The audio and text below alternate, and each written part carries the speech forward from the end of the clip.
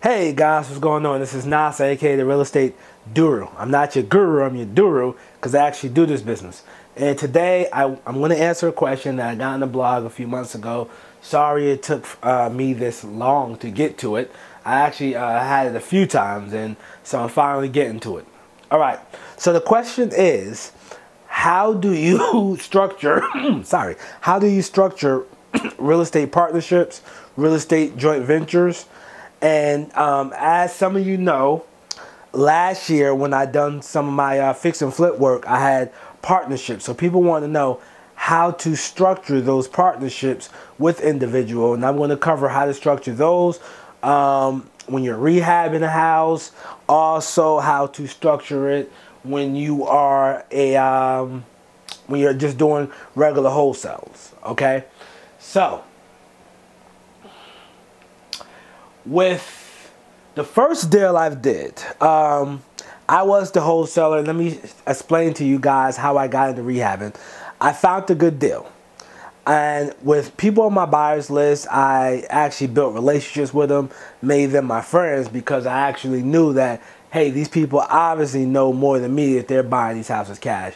And I knew I wanted to be in their position at one point. So just built relationships with them. And I pitched out the idea, hey, if I find the right deal, would you partner with me? To a few people. All right, so out of 3 people, 1 person said yes.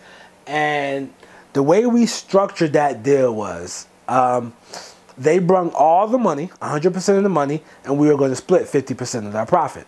The reason why they were open to that, because it was a slam dunk deal. For some of you who don't know, we ended up making like $91,000 on that deal. So, but it was a slam dunk deal. So that's why they didn't mind doing the 50%. Now, the way we structured that particular deal, it was the title went into my name. So the deed, I know I write sloppy, I'm sorry. The deed goes into your name. So the deed is in your name. So your entity will get the deed. And he put the mortgage on the property. So you're both protected. I can't sell it without satisfying that mortgage. I can't go behind his back and refinance or take a loan out without satisfying that mortgage. So he's protected, I'm protected. We bought the house for like $46,000. The mortgage was on the house for like $150. Because we were originally going to put $100,000 into the house. Okay, so the way we structured that, I got the deed in my business entity, and he got the mortgage. Okay, so he put the mortgage on there for $150,000 because we were going to exhaust those funds. However, the neighborhood became on fire. So the neighborhood was on fire at that particular point. So being that the neighborhood was on fire, things started to shoot up in prices. So for us to shoot up in our prices, we had to change our plans, add more square footage, and make some changes to the house. We end up putting $155,000 into that particular house. And with that being said, he had to refinance with his private lenders. When he refinanced with his private lenders, then things had to change because his lenders are getting first position, and so he came on the deed with me. So at that point, it was both of our entities on this particular deed. And that's how we did that. So two business corporations on the deed. We end up closing it, made $91,000 that deal. Great. You look into my fix and flip series on my channel, you'll see that particular deal. A second partnership. How did we structure it? Me and this particular person, we made an entity. We made an entity, and with him and I both as members. And we got a hard money loan. The agreement was to split everything 50-50. And that's how we did that. And so with that particular one, I had 100% of the say-so due to some personal issues that happened with him. He wasn't able to be around. But, you know, he got what he was supposed to get, what we were supposed to agree on, and I showed you guys that video as well. And so with that being said, we structured that particular deal was we got a brand new entity from the state, and which was $125 here. Cost may vary per state. $125. We were both members. That way we both can sign for deals and things like that. And I was able to sign and sell, and we were able to split the proceeds. So that's another way how to structure that particular deal. Now, I pretty much, so a new business entity, let me write that down. So with that being said, this is the 3 ways that I've done. Okay, it's the 3 ways that I've done. I recently had a friend of mine make an agreement. He's a wholesaler, like most of us. Make an agreement with someone who's successful and very religious individual, rehabbing houses. And he didn't protect himself. No, he protected himself with like just a normal joint venture agreement, like something that's not recorded.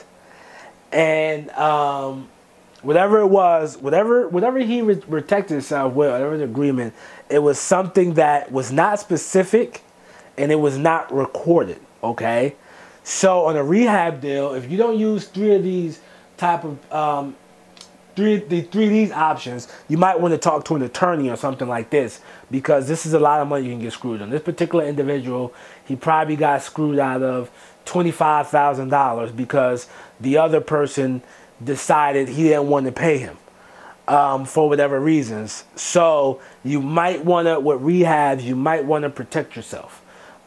People act different around money. You know, people act different around money. So just be mindful of that. Okay, so those 3 options are how to protect yourself through rehabbing the house. If you know more, feel free to comment on below the channel. Any other ways? These are 3 ways that I've used. So I'm not going to tell you some other ways I have not used. So go talk to an attorney to see if there's other methods to protect yourself. But I've used the deed in my name, and my partner takes first mortgage. I've done that. I've done the 2 businesses, the 2 LLCs on the deed. So my business and their business on the deed. So we both had to sign for it.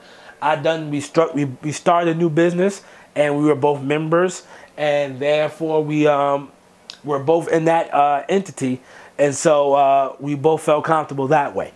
So those are the 3 ways that I've done it. Okay. Now, as far as partnering up on a wholesale, what you can use is a joint venture agreement. And if you go, I'm going to put my blog down here. It's my blog resource page. You go to my blog, realestateduru.com, to the resource page. You'll see easy joint venture agreement. You can do that. You can both sign that. Let's say if he has a deal and you have a buyer, you say, hey, I want to protect myself, you can sign that.